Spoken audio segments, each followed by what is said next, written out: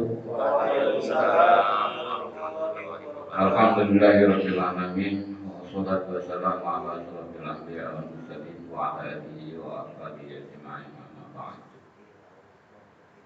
Qala Allah ta'ala fil kitabil karim yahtassu bi rahmatihi man yasha wallahu dzul fadlil azim. Alhamdulillah, puji syukur kita panjatkan kehadirat Allah Subhanahu wa taala atas rahmat dan nikmatnya. Allah jadikan bulan Ramadan ini sebagai bulan kasih sayangnya dan disediakan untuk hambanya agar kita dapat mencari rahmat-rahmat Allah dengan kegiatan ibadah Ramadan. Salawat dan salam semua senantiasa tercurahkan pada junjungan kita Nabi Muhammad SAW. Yahtassu bi rahmatihi man yasha. Allah akan menentukan siapa-siapa di antara hambanya yang akan mendapatkan rahmat. Wallahu dzul fadlil azim, karena Allah Subhanahu wa taala memang pemilik kasih sayang, pemilik rahmat. Nah, bulan Ramadan adalah pelajaran bagaimana kita melakukan segala sesuatu baik yang bersifat nurani, hati, lisan dan perbuatan serta melibatkan kepemilikan kita baik jabatan, harta dan kesempatan waktu itu betul-betul dimanfaatkan di bulan Ramadan ini agar kita mendapatkan rahmat Allah Subhanahu wa taala. Dan itulah sehingga wajar dan pas bahwa Ramadan adalah bulan rahmat. Jadi di sini banyak, kalau istilah kita di empang, di setu, terus kita menebar jalan, Pak Sis, Pak Eton, Pak Rukit, menebar jalan. Yang ke jalan itu yang ada ikan cere, ada ikan keting, itu Pak, ikan apa aja, ikan lele, ikan tawes, ikan mujair, ikan mas. Artinya itu adalah rahmat yang akan memberikan kesenangan dalam diri kita. Nah, ini Ramadan itu bagaikan empang, tinggal bagaimana kita menebar jalan. Maka kita coba jalan dengan kemampuan kita dan keluasaan kita. Mau dengan renungan hati, mau dengan ucapan lisan seperti zikir, atau dengan perbuatan, banyak hal perbuatan seperti sholat tarawih, baca Al-Quran, dan banyaklah. Dan ini adalah media untuk mendapatkan rahmat Allah Subhanahu wa taala. Jadi itu. Ada yang perlu ditanyakan? Oh iya. Assalamualaikum warahmatullahi wabarakatuh. Waalaikumsalam warahmatullahi wabarakatuh. Ini Kiai, Ramadan itu dikenal dengan bulan penuh rahmat dan penuh berkah. Yang ingin saya tanyakan, apakah sholat tarawih itu bisa menurunkan rahmat Allah Subhanahu wa taala di bulan Ramadan? Itu aja yang saya tanyakan. Ya, baik Pak Eman, Pak. Jadi salah satu penyebab bagaimana Allah akan melimpahkan rahmatnya itu di bulan Ramadan adalah sholat tarawih. Sholat tarawih itu secara umum dikenal sebagai qiyamul lail. Qiyamul lail itu yang Rasulullah lakukan itu baik di bulan Ramadan atau di luar bulan Ramadan. Hanya bedanya kalau itu dilakukan di bulan Ramadan, maka pahalanya atau rahmat Allah yang akan diberikan itu lebih besar, lebih banyak, gitu. Tapi kalau qiyamul lail itu dilakukan, ya pahalanya ada, tapi tidak lebih besar ketika dilakukan di bulan Ramadan. Dan kita harus memahami tentang sejarah tarawih. Tarawih itu, istilah tarawih dari apa ya? Dari kalimat atau kata tarawih. Tarawih itu rawah. Jadi nyantai, ada istirahat, nyantai, tetapi leluasa. Nah, awalnya dulu gini, kalau mengacu kepada Rasulullah, ini sebelum sebelum rahmatnya kita sejarahnya. Rasulullah itu melakukan sholat tarawih itu nggak lebih dari 8 rakaat. Cuman kata Muazzah, jangan kau tanya seberapa lama Rasulullah sholatnya, gitu loh. 8 rakaat itu lama dan berjus-jus gitu loh. Itu kalau Rasulullah karena mulai dari pertengahan malam sampai menjelang subuh. Itu kebiasaan Rasulullah SAW. Nah kita mungkin nggak kuat. Ya sudahlah, habis sholat isya, habis ba'diyah, langsung sholat tarawih. Nah, itu. Nah, kemudian sebenarnya kalau mengacu kepada Rasulullah itu bukan sholat tarawih istilahnya, ia mulai di lailati syahri Ramadan au ghairiha, di ghairiha, di malam bulan Ramadan atau di bulan yang lain. Dan saat ketika istilah tarawih itu ketika pada zaman Umar bin Khattab. Umar bin Khattab. Jadi apa namanya, di musola itu di musola atau di masjid itu ada yang baca Quran, ada yang sholat sendiri masing-masing gitu, nyantai gitu. Nah, coba kita lebih yuk kita sholat bareng-bareng yuk gitu. Nah saat itu Abdullah bin Mas'ud disuruh jadi imam.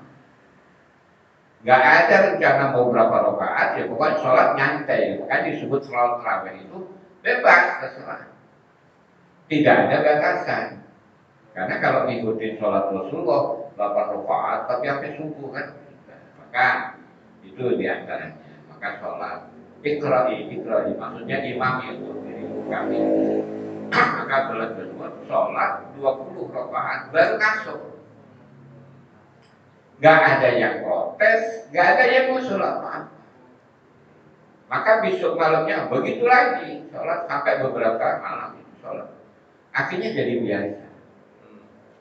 Nah, sehingga apakah sholat tarawih itu 8 rakaat boleh? Kalau istilah dalam sholat tarawih 20 boleh, 40 boleh, sebanyak-banyak itu juga boleh. Jadi jangan sampai sholat tarawih yang benar enggak. Kalau mengacu Nabi istilahnya bukan tarawih tapi dia mulai. Tapi dia mulai Nabi ya itulah. Nah, sholat tarawih itu sesuai dengan kemampuan umum karena saat itu Abdullah bin Mas'ud itu mengimami ya sesuai dengan tingkat kewajaran dia berapa lama gitu. Nah itulah tarawih. Nah sholat tarawih itu bagian dari media mendapatkan rahmat. Kenapa? Maksudnya bukan tarawih diperintahkan itu untuk Ramadan, bukan. Artinya sholat-sholat malam itu dilakukan di bulan Ramadan agar kita mendapatkan bonus pahala. Dan seharusnya itu juga dilakukan di lain, ya karena qiyamul lail. Nah, jadi sama saja sebenarnya. Kalau yang lebih dekat ya qiyamul lail itu bisa umum karena malam-malam nggak ada sholat tarawih siang hari. Tapi kalau diambil dari istilah tarawih itu pada masa sahabat. Nah, kenapa sholat tarawih itu bisa menggapai rahmat Allah? Karena tadi itu ya tasud rahmatihi mayasa, Allah akan menentukan orang-orang yang wajar dan pantas mendapatkan rahmat. Siapa saja di antaranya orang yang menegakkan malam hari di bulan Ramadan itu dengan kegiatan-kegiatan ibadah. Man ahya lailata Ramadan, nah itu ya termasuk bukirul lahu mata dan min gitu kan. Kemudian ba'adallahu minal bir, itu dijauhkan dari neraka atau dakhala jannah. Nah, dan semuanya itu kan kasih sayang Allah, bebas dari neraka, masuk ke surga kan gitu, karena rahmat Allah, kasih sayang Allah. Dan kalau bukan Allah nggak kasihan kepada kita, maka sebaliknya. Maka oleh karena itu benar bahwa sholat tarawih atau sholat qiyamul lail, qiyamul lail ya sholat malam qiyamul lail. itu bisa jadi media turunnya rahmat Allah kepada kita. Maka semakin baik sholat tarawihnya akan semakin besar rahmat yang akan kita dapatkan. Besarnya rahmat Allah itu tergantung nilai jiwa kita, kekhusyuan kita, nilai banyaknya sholat atau nilai kebaikan sholat. Terus kalau berbanding yang baik berapa? 23 atau bukan masalah 23 atau 8. Bagaimana nilai-nilai sholat itu usahakan yang baik. Kalau 8 ya minimal ayatnya diperpanjang. Kalau yang 20 gitu. Tapi itu juga kalau berjamaah, ngelihat jamaah. Maka di sisi lain dilema kita di masjid sholat tarawih, terus bacaannya cepat, pendek-pendek, itu jamaah senang. Nah ini sebenarnya bukan kesenangan-kesenangan yang membuatkan Allah ridho dengan rahmat. Tetapi seorang imam paling tidak jangan sampai sholat itu dari tuduhan dan cacian. Misalnya begini, aduh imam banyak banget, capek kita. Dan mungkin bagi orang-orang yang standar keimanannya hanya segitu, ya itu harus dihormati. Dan seorang imam nggak boleh nggak boleh jawab. Kenapa? Sifat kasih sayangnya harus lebih kedepankan. Jadi ya siap nanti besok saya nggak apa-apa. Karena ngelihat apakah setelah sholat tarawih terus kita nggak punya kemampuan kesempatan untuk sholat itu bisa. Jadi kalau kira-kira nanti umpamanya memang jadi imam di masjid sholat, wah karena jamaah kepingin pendek-pendek ya pendek-pendek, tapi kayaknya saya kurang kuat sholat lagi. Jadi nggak usah pulang, jadi begini sholat kagak enak banget. Akhirnya Allah, kalau sholat sudah kita anggap nggak enak ya bagaimana Allah turun rahmat kan gitu, kagak demen juga. Makanya khusnudun lah sama Allah dengan sholat kita berapapun. Jadi kita nggak boleh ngersuloh katanya, apa ya nyesel. Kalau jamaah resek benar, jangan malah nanti sholatnya nggak diterimakan oleh Allah. Alhamdulillah ya Allah, walaupun cepetan dikit, terus kos-kosan, alhamdulillah, mudah-mudahan kau ridho gitu. Terus kalau ya Allah, saya kurang kuat sholat dengan sholat kepada, saya mau sholat lagi ya nambahin. Jadi itu intinya sholat. Kenapa? Sholat itu kata ulama, ya, salah satunya adalah Imam Jalaluddin Asy'ari itu dalam tafsir Jalalain. Itu sholat itu adalah tusirul khusyu'a wa tanfil kibr, atau yusirul khusyu'a wa tanfil kibr. Sholat itu bisa meninggalkan kekhusyuan dan menghilangkan sifat sombong. Maksudnya apa? Gagalnya sholat kita itu rata-rata setelah sholat itu bersikap aneh-aneh. Nyesel kayak apa, kayak misalnya setelah sholat Jumat, gua kagak demen ini sama khotbah itu. Waduh, itu sama dengan membatalkan Allah untuk melimpahkan rahmat. Hati-hati. Maka oleh karena itu, kalau umpamanya sholat seburuk apapun, yang penting jangan lupa anjuran Nabi Muhammad yang qalilul qulub sabit qalbi. Emang udah aman. Tapi setelah sholat jangan disikapi dengan sesuatu yang Allah nggak suka. Oh, nyesel ini. Jadi sholatnya jadi tuduhan semua. Terus ketika jangan sampai jadi cacian. Kalau dicaci atau cacian sederhana, masih memang pandang benar. Mudah-mudahan sholat kita diterima oleh Allah. Gitu aja jawabannya. Karena apa? Ramadan adalah palagan untuk menumbuhkan sifat kasih sayang. Jangan gampang ya. Karena salah satu.